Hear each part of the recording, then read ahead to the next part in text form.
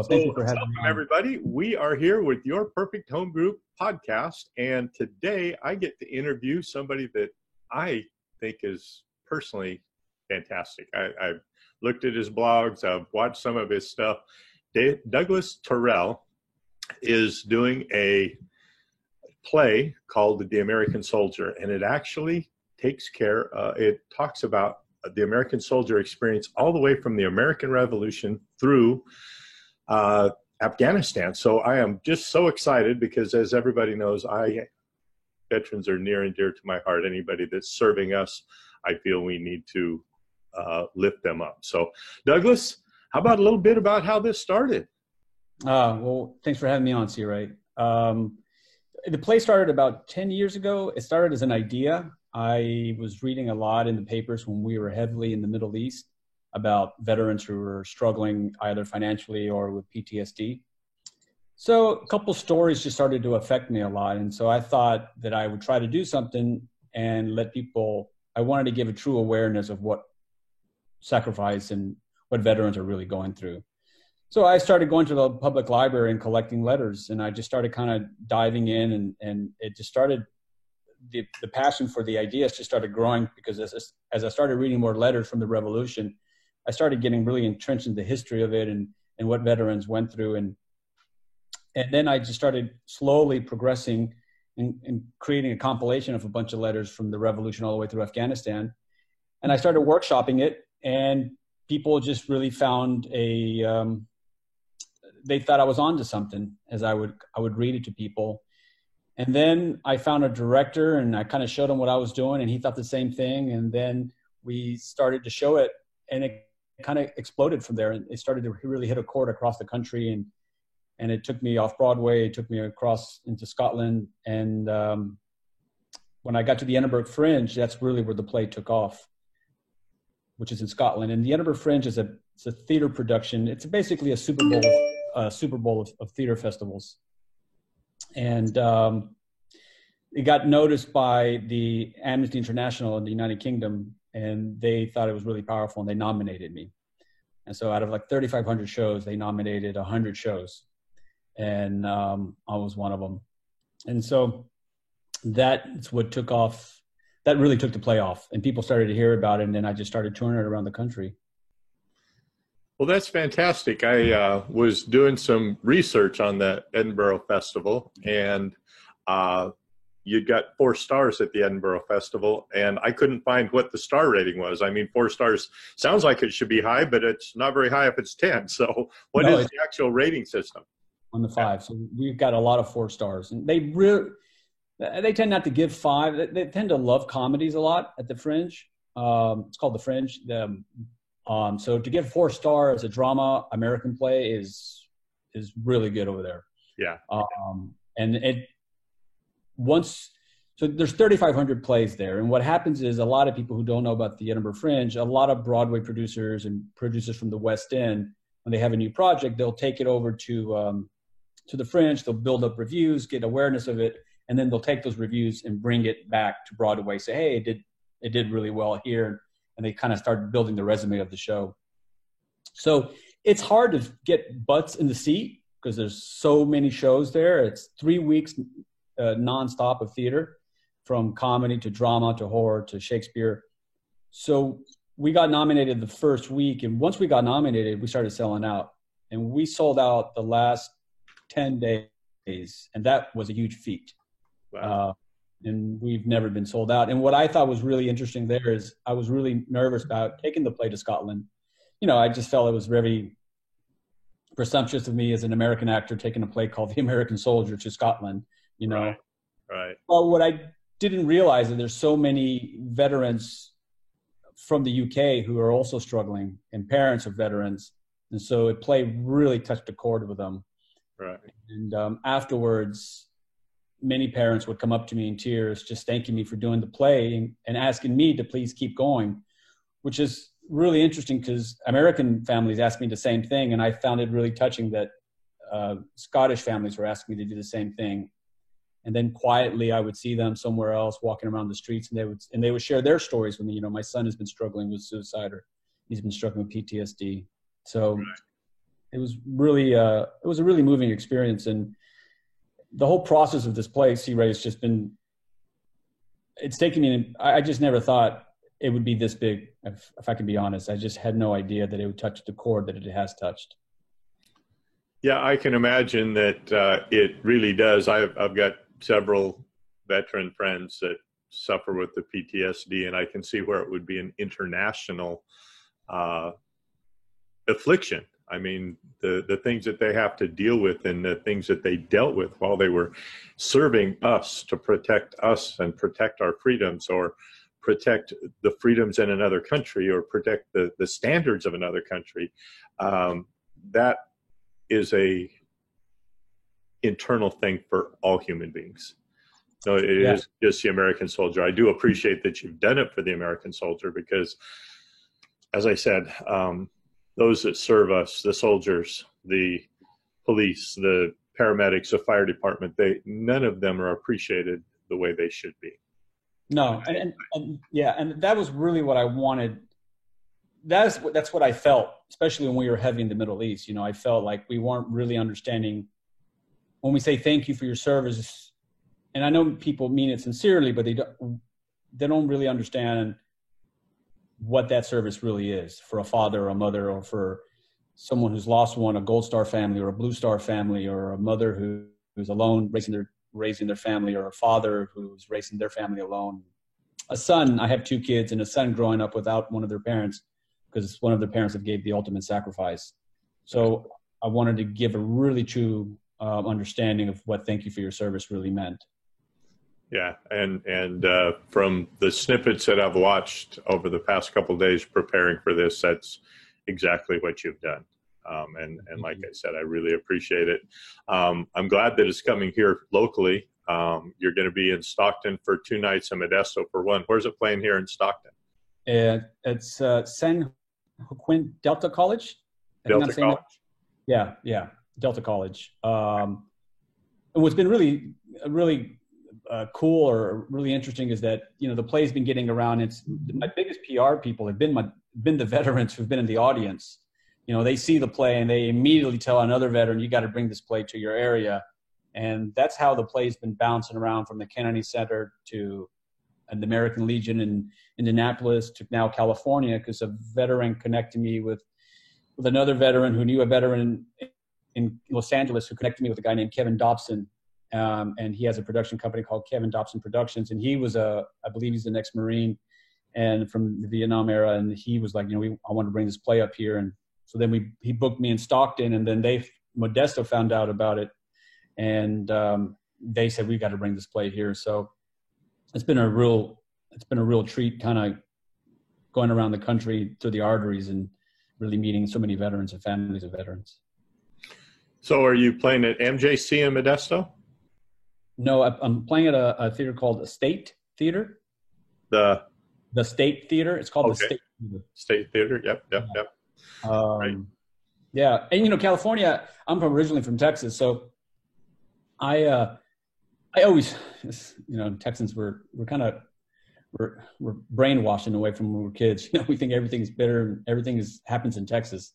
But I had no idea that, you know, California has the highest veteran population in the union right now. And I think it always has. I mean, close to 1.8 million veterans reside in the state of California. And there's about, in Los Angeles County alone, there's about close to 300,000 veterans every year. Former service members are coming there. Right. And so it has a really huge veteran population there. So many veterans from California who have seen the play around the country have always asked me to please bring it out west. So it's been a real treat that I'm finally going out west. And hopefully I'll be able to sometime make it down Southern California as well. I know San Diego's got a massive veteran population as well.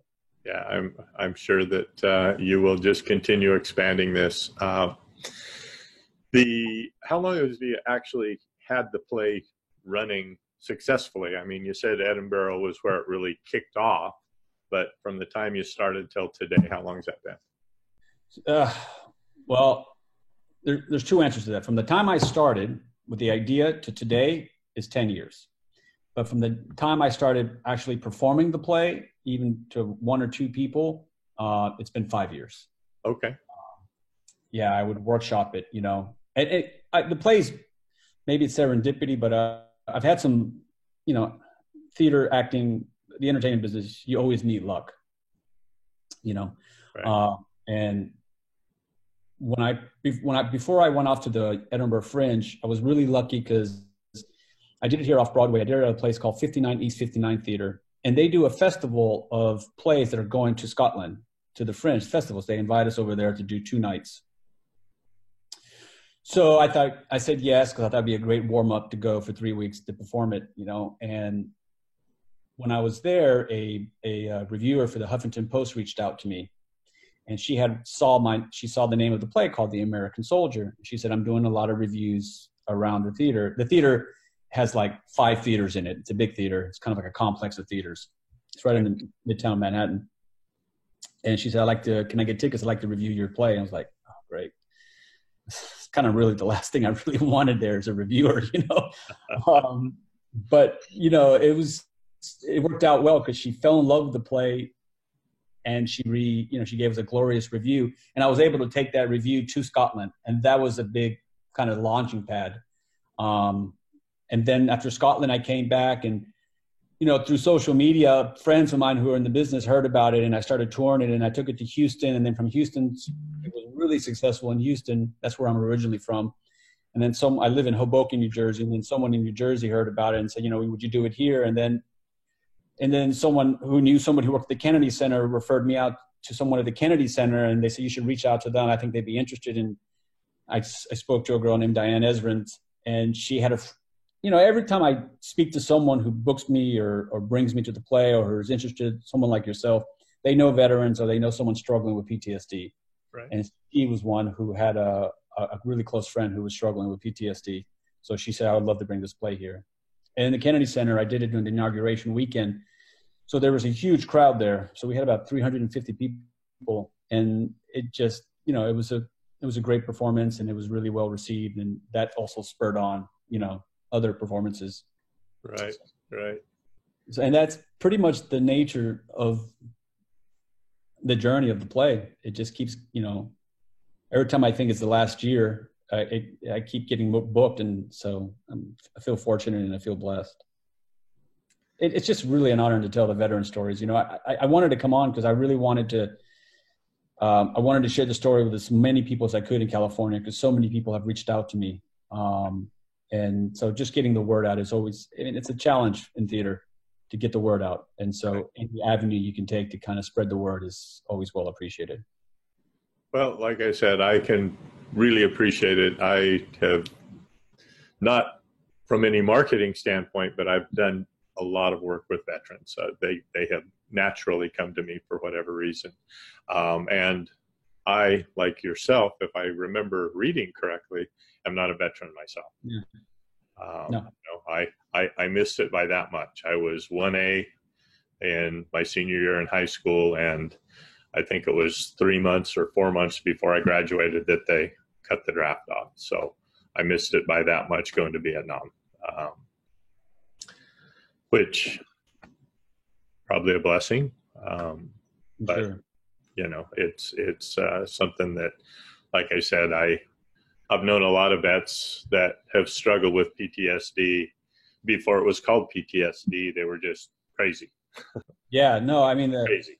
this PTSD we didn't, even after Vietnam, we kind of understood it a little bit, but it wasn't really until, you know, the early 90s that we started to really understand PTSD. In Right. World War I, it was called shell shock. And then in Civil War, it was called soldier's heart, I believe it was called, you know, and you know, World War II, there's, you know, the famous Patton story, you know, General Patton, when he slaps the soldier in the hospital, calling him a coward. Yeah, we just didn't understand it. It's very traumatic. And the stories I hear from guys, I just have incredible empathy. And I've always found really interesting how many Vietnam veterans have reached out to me. And that's been really interesting too, because I have a big, there's a big young crowd that follows me from the Afghan and from the Middle East conflicts that we've had. But the Vietnam veterans are starting to come out heavier than I thought. And I don't know, it's interesting. You may have a better perspective on this, but I don't know if it's because, you know, they're getting older, and so their social circles are kind of, you know, falling apart a little bit, and perhaps those demons are starting to rear their heads back out, because it's much easier to keep them pressed down when, you know, when you're busy, when you're around family and friends and stuff, you know, and as you get older, you're sitting around a little bit more, and things that are kind of buried inside tend to kind of come out. And I've had a lot of Vietnam veterans who write me, who I've become friends with, who are constantly reaching out to me, and that's been really interesting and special. And it seems like their wars keep going on. Right. The Vietnam vets, my feeling is probably of all the veterans were the least appreciated. For sure. You know, that was during the time of love and peace and hippie and the whole thing, and so they came back and they got a raw deal. You know, people just were disgusted with them. So I think they've kind of hid from that for a long time, and now that there's a lot more patriotism, there's a lot more things that are being done for veterans such as yourself. I think that is a good reason why, you know, more of them are starting to reach out now. Again, with the same thing you said, getting a little older, social circles starting to fall apart. Now they're just sitting at home alone, start reliving that. And so. Yeah. And I just, you know, for your audience to know, the play, I make a really concerted effort, not only, I mean, I share the veteran story, but I also share the family story. I play 14 characters. I play men, and I play a woman. I play 2-3 women. I play a small child. You know, I try to give a really holistic picture of what sacrifice has meant. And the play does have an uplift message. It's not, you know, I mean, it is a serious story and through line, but I talk about 3, you know, powerful lessons that you learn in the military, and they're very uplifting. And I think that's what's made the play be successful, is the uplift message that the play has, right, you know, about the military. Because I think if it was all doom and gloom, I don't think I'd be as successful as I was. I think the uplift in the play is really what it allows you to focus on the other stuff, you know? Right. I can appreciate that. So we're at Delta College, which is basically across the street from me. Is it really? Yeah. The shopping center's in between us, but basically it's right across the street from me. And that's what dates? So May 1st is Modesto at 7 p.m. at State Theater. Okay. And then I literally the next morning I drive out and I go to Delta College and I do my tech and perform. And that date is May 2nd, May 3rd. And all 3 shows are at 7 p.m. So 7 p.m. all 3 shows, May 1st, Modesto, 2nd, 3rd, Stockton.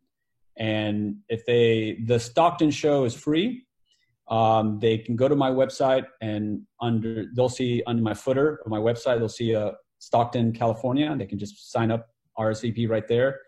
And for Modesto, it's $8, and they can go to my website and they'll see a link right there that says Modesto, California, and they can buy their tickets right there. Oh, wonderful. And that website is AmericanSoldierSoloShow.com. Very nice. And so free, that's even better. Yeah. Except for you. Yeah. Well, we try to, I mean, I work really hard with producers, because we try to make a really strong effort to make sure that veterans can come to the play and can see it. You know, I try to turn off as many bings as I can. And today there's more bings that I know how to even turn off, because everything's connected. I mean, you turn off everything, and then your iPad takes off, and then because we're all connected with it anyway. Yeah. So I jumped off the track. So I apologize. I really try to respect you and your audience and turn everything off. And I can't. No apology necessary. I'm amazed none of mine have gone off, actually. Well, some of them have. My phone's been sitting over here ringing a little bit, but I've got it on silent. So. It's crazy. I mean, so many pings now. I mean, we're so conditioned now. It's I don't know how we get through the day.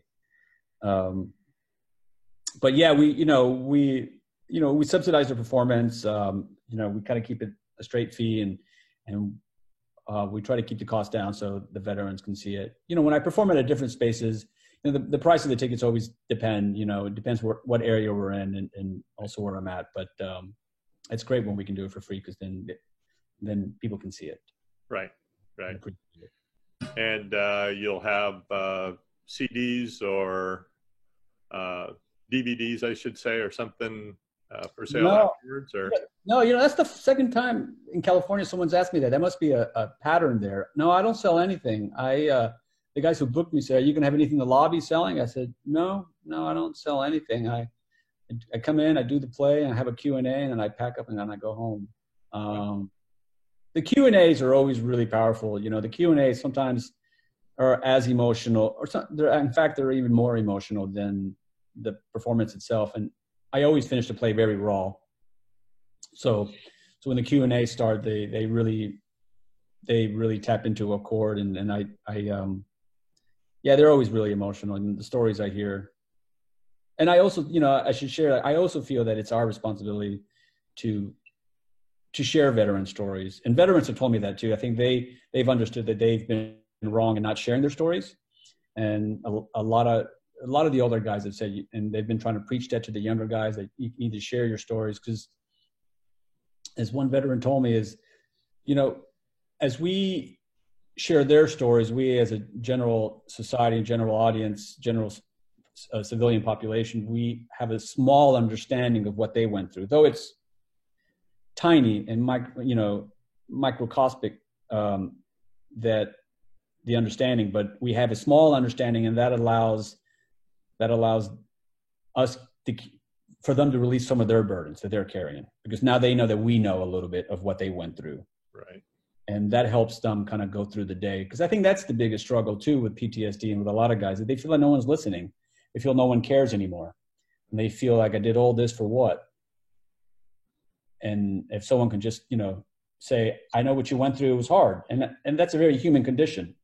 It's like when someone wrongs you or does something wrong, you just want someone to say, I'm sorry, that you went through that. Yeah. And that goes a long way. And I don't think as a country, we do that enough. And I also personally, as me personally, I just don't think we can say thank you enough for all the generations of veterans. I'm a son of immigrants, and this country is the greatest country because of what veterans and their families have given for so many generations. And I just think it's a bell that we can ring every day and never get old. Yeah, you're 100% right. And I always step out if I see somebody wearing a veteran's hat, no matter what war it was. I try to make a point, go over, shake their hand, and thank them personally, because I don't understand. And I'm not going to ever say that I do understand, because there's no way to understand unless you've been in the shoes yourself. Yeah, and they know that, they know that you don't understand, and they just want you to recognize that you understand that they've been through something. Right. Not that you understand what it is to be in combat or what it is to serve. They just want you to say, that you understand that they went through something for us. Right. And they did their job for us, and that we appreciate it. Yeah. And so, it was, today is less than 1% serve.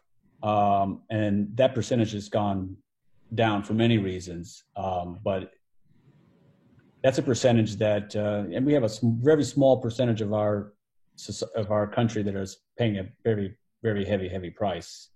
Yeah. So, yeah. Well, that is wonderful. I am I don't know, what more I can say other than everybody make sure and get to Douglas's play. I'm going to post this on Facebook. I'm going to promote to everybody I know to get there. May 1st and 2nd, Delta College, correct? Yeah, or no, 2nd and 3rd at Delta College. May 1st at the State Theater. In Modesto. 7 o'clock.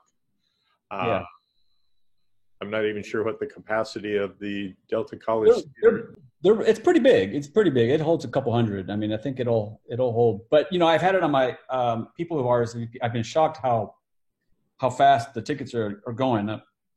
I'm already it's early still. I mean, we're about 3 weeks out, looking at my calendar, but I mean, I have close to 60 people who already RSVP'd for one of the two shows. So, and the way the way tickets go, people will be at the day of the show coming up to the gate. I mean, no one buys it. Everybody buys everything as late as possible. As late as absolutely possible. Yeah. So to have 50 pre-ordered already is huge. Boy, if that was true for here in New York, man, I would be a superstar. I've done shows here in New York where you literally, and it is depressing. I mean, because there's nothing worse as an actor to do a show for 2 people in a big house. I mean, though the message is very powerful, it's you really have to you have to drum up some energy. Dig deep. You have to dig deep. And I'll share the first time I ever did the show, and you'll find it's interesting, but there's sometimes when I go on the website to see how many tickets have been sold, and it'll say like 3. And I'm like, oh my God, 3. But then, that night I'll start hearing people coming in, and you'll see a line at the queue at the door. And I'm like, could you not buy it just a day earlier and help me out? Just one day earlier? You have to wait till the day, till 6:30 at a 7:00 show? Come on, people. Help me here. Help me. You're killing me. You're killing me, Smalls. Yeah, when I first did the play, when I very first workshopped, I had a 20-minute version of 5 years ago of what it is today, and from what it was different from the nucleus of what it is from what it is today. I did it. I was a lot of festivals told me no 5 years when I was trying to submit it. A lot of them said, no, we're not really interested, because no one knew what it was. I don't think people really want to hear a veteran story. We don't want to hear doom and gloom. And so I got told no left and right. And so this one festival, and I'll never forget her. Her name was Nancy Kelly from the Bowery Poetry Club. It's a very famous poetry club in the cities in the Lower East Side, and they do festivals now. And it's a beautiful little space, actually. It's very not well appreciated, and it's got a beautiful little stage. And if on my home page you see a picture with me with a blanket and light, like footlights, that's that stage. It's really pretty, and it's tiny. So she said yes. She said, you just have to be off book. It's one night. It's going to be a Monday night, and I think I'm going to put you on Memorial night. I think it was 5 years ago. Memorial Day was actually going to be a Monday night. I think it was on Monday day. So she put me on a Monday night. Or it was Sunday. It was the Monday after Memorial. And I remember it was a rainy day. It was Monday. And I had this play that I said I was going to do that I had no idea how I was going to appreciate it. And there was 8 people in the house. 8. And I remember thinking, oh my gosh, what have I gotten myself into? And I did the play. And I remember all 8 people stood up, gave me a standing ovation, and 2 women came over in tears and shared their stories with me and asked me that they told me right then and there, you have something very special here. Keep going with it. And every time I do the play, I always think of them, because I remember performing on that Monday night and thinking, this is going to be such a bomb. Right. This is not going to be well appreciated. Because I just had letters, and I have thousands of letters that I had collected and people had sent me that I didn't know what to do. Even directors who I talked to didn't know what to do with it. It was just like, I have a bunch of veteran letters. Let's turn it into something. They're like, well, what do you want to do with it? And I said, I don't know. I want to create a play. And they said, well, what kind of play? And so it wasn't until my current director, a guy named Patrick Lillis, he's a well-known director here in New York, and he does a lot of solo shows. And he said, why don't you just do me one letter? Just do me one letter, and let's see what you have, and let me look at it. And so I did one letter. I did a letter from Iwo Jima letter that I really like, and it's one of my favorites. And he said, that's pretty good. Why don't we meet in a couple of weeks and you do another letter? And that's when the play really started to grow. And we started to get an idea of what the message was going to be and why we were going to tell this story. And then he was the one who said, because at the time I only had I had a ton of revolution letters, and he said, well, we got to this play needs a little bit more balance right now. Though the revolution is interesting, it's talking about monkfish is going to get a little boring. So he was the one who said, you need a woman, and you need to get a son, you need to get a small child. And so the play got fleshed out with him, and we were able to find a message and able to create something that that resonates with a lot of people. But I'll never forget that first performance. It was, oh yeah, oh, and I remember the girl. She came backstage. The lady she was the MC, so to say, and she goes, "You ready?" I said, "Yeah." She said, "All right." She goes, "We got about 8 people in the house," and I said, "Okay." And I walked through the audience, like, you had cocktails, like little cocktail tables, and they're drinking cocktails, and I started to play with a big loud blow of the whistle. And I remember this one girl, I heard her glass drop. It tricked her. I mean, it startled her. Yeah. And I thought, oh, this is not going good at all already. I already started. But then I felt it. I started to get into a rhythm, and I felt the play. And there's moments as an actor when you're on stage, specifically when you're doing a one-man show, when you can feel the house is with you. And I would say 20 minutes in, I could feel I felt like all 8 personas, every person's energy was right on me. And I can just feel them, and I can sense them, and they were giggling when I giggled, and they were quiet when I was emotional. And towards the end, after I remember I walked away, and I was thinking, well, that was really cool. I'll never forget that night. So I bet not.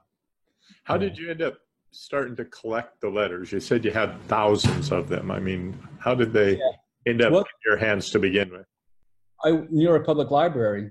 I would literally go to the New York Public Library. The internet is, as you know, the internet today is not the internet it was 10 or 12 years ago. Oh yeah. Yeah, I mean, now everything is on. But back then there wasn't as much as today's. So I would go to the New York Public Library, and you can literally research, you can really check out books that are just filled with letters from every war that people have compiled, from the Revolution through, war is so vast that you can tell a story on 1,000 different directions, 1 million different directions, and right. It's a very vast subject. So there's letters from the Revolution, there's letters from particular battles of the Revolution, and same thing with Vietnam, and there's letters with only female veteran letters, and family member letters, and love letters from veterans, and it's just like thousands. So I would photocopy them, and I would bring them home, and I would read them, and then I would tell my wife, I go, look at this letter that I just read. She goes, wow, that's really powerful. I go, isn't it amazing? And then I remember, I'm a big Ken Burns fan, and I remember listening to the Ken Burns documentary, and so I remember the famous Dear Sarah letter. Dear Sarah, the indications are strong that we shall be moving in a few days.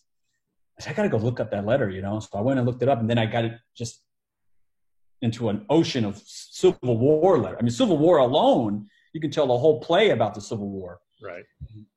And then people started to hear, what I was doing, and they would send me letters, and they would say, my dad's a veteran, you should read this letter. And then, as the internet, because I couldn't figure out what I was going to do with the play, there was a point in the process where I was going to quit. I was like, I don't know what to do with this. It's a valiant effort, but I can't figure out how to tell the story. Right.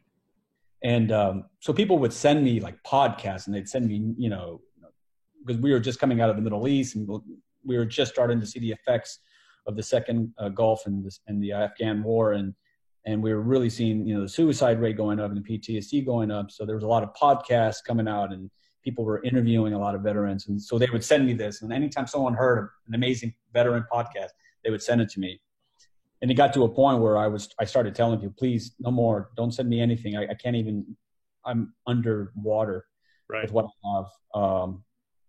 And I still, every once in a while when I have time, I go through some of my old letters, and I still want to add one more letter to it. I just haven't had the time because I've been touring the play so much. But that's how it started, literally from the New York Public Library, just photocopying letters And every once in a while I reminisce when I go through the notes I have a drawer in my bedroom.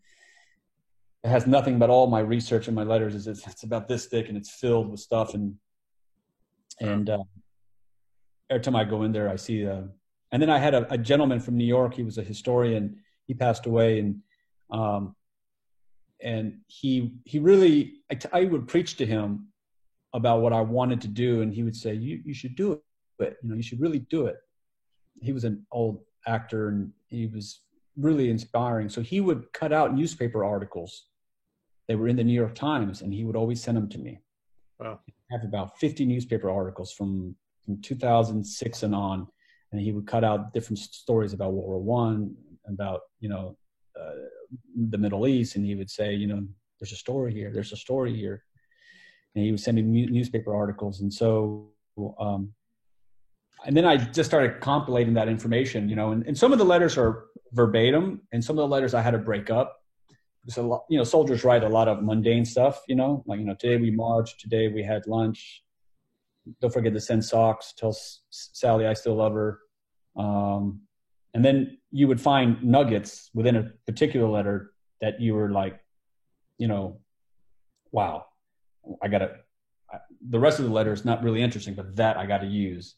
So I would take that and I would cut it out and I would put it in a stack, and I would create a stack of those cutouts, and then I would kind of look at it and put it together. And as hard as that process was, I created a play for the Library of Congress last year. I performed it twice there and once here in New Jersey. It was because last year was the centennial of the ending of the First World War. 2018 was the centennial when the armistice was signed. And so they said, would you be willing? Well, at one point they said, could you put in some we want to celebrate the ending of the First World War. Could you put some letters in there so we can make it a World War I event? And I said, that's not really the way a play works. I mean, this thing is kind of baked already. Yeah. She goes, would you be willing to write one? And at first I was like, let me just think about that. Cause that's a huge project, and the American Soldier took me, 5 years to get to where I'm at, and, right. And my wife said, you have to do it. She said, the Library of Congress wants you to write a play. You find a way to do it. So I told them yes. And so they gave me a diary of a soldier, Irving Greenwald. And I read his whole diary back to front. He was in the Lost Battalion. If anybody doesn't know about the Lost Battalion, Lost Battalion was a battalion that was stuck between the Argonne Forest and the Meuse River, and they were trapped.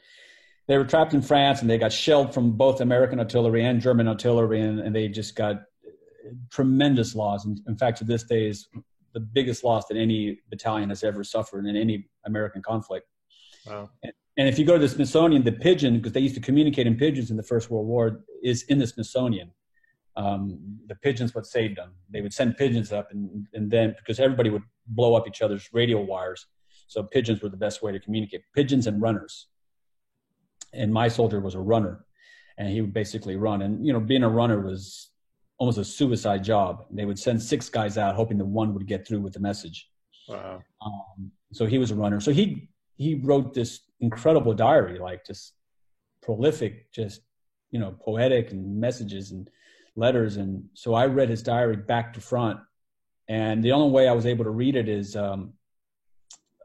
his daughter, she had typewritten it in the 60s, and then she donated it to the Library of Congress, and then they digitized it. And so I read the whole thing basically, and so I was able to read it on my iPad, and then I can take notes and I can highlight and I can cut out. And so I created that play that way. And so I wish I would have had that process with the American Soldier, because that would have made my life much easier, instead of photocopying papers at the New York Public Library. Right. And it was really cool. Oh, technology makes the world so much. It's got it's a double-edged sword, but when it works for you, you're just like, oh, I love it. Just love it. Just like what we're doing right now. Exactly. Today's a perfect example. We wouldn't be able to do this any other way because you're so busy hitting here, there. Well, I remember in 3rd grade seeing this thing as a potential possibility and thinking of it like, that would be so cool to talk to someone video wise, like back, we're pretty similar in age. We grew up with the only thing you had as a phone was a wire coming off the wall. Yep. And I remember thinking, wow, could you imagine seeing someone like this be like Star Trek or something? Exactly. So yeah, technology definitely it works for you when it does. So yeah, and I met his family. His family's, I won't go too much into it, but his daughter, he talks about his whole wish when he was drafted. He was from New York, from the Upper East Side. He was a Hungarian Jew, and his whole wish was to come back home and see his hold his unborn daughter. So he got shipped off before she was born, and so he would constantly talk about Leah. He just wanted to hold her and kiss her before he wanted to make it alive and kiss his daughter. So I read this diary, and I knew Leah like almost like as a character, almost I knew her well. Right. Him, Cecily, and his daughter and his wife. And at the Library of Congress, Leah had passed away, but Cecily was still alive, and she was 96. She just passed away last year, and I got to meet her at the Library of Congress. Wow. And it was very special because, it was literally meeting somebody from World War I. Like I had literally met his daughter. And it was a very special moment. And I become friends with the whole family. And then the whole family came and saw me in New Hampshire when I performed The American Soldier. And it's just been a really special relationship that I've developed with veterans. So I really appreciate your time today. This has been very interesting. Everybody make sure and get to either the States Theater in Modesto on May 1st, 7 o'clock. Here at the Delta College, May 2nd and 3rd, 7 o'clock. It is going to be on my website, my podcast, and Facebook page. I'm going to push this out. Know lots of you veterans out there that would really appreciate this show. Douglas, I really want to thank you again for allowing me the opportunity to interview you. It's been a great time, and I really appreciate your time. Thank you so much. And everybody, remember to be the sunshine in somebody's rainy day, because we all need that sunshine every once in a while. Thank you so much. We'll see you again next time.